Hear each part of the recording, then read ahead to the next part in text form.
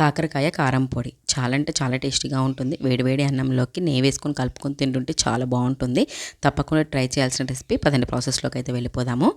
కాకరకాయ ముక్కలు సన్నగా కట్ చేసేసి పెట్టుకొని స్టవ్ వెలిగించి కడాయి పెట్టేసి డీప్ ఫ్రై సరిపడా ఆయిల్ వేసేసి ఆయిల్ హీట్ ఎక్కాక మీడియం ఫ్లేమ్లో పెట్టేసి కాకరకాయలు వేసేసి క్రిస్పీగా అయినంతవరకు ఫ్రై చేసి ఒక ప్లేట్లోకి తీసుకొని పక్కన ఉంచుకోవాలి.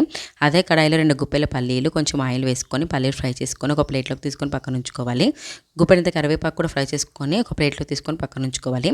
అదే కడాయిలో 2 టేబుల్ స్పూన్ శనగపప్పు, మినపప్పు, ధనియాలు, జీలకర్ర, ఎండు కొబ్బరి ముక్కలు, నువ్వులు, చింతపండు వేసుకొని ఫ్రై చేసుకున్న తర్వాత చల్లారాక మిక్సీ జార్లోకి తీసేసుకోవాలి. ఇప్పుడు కొన్ని పల్లీలు, ఉప్పు, కారం, పసుపు, కరివేపాకు వేసుకొని మూత పెట్టి గ్రైండ్ చేసుకోవాలి.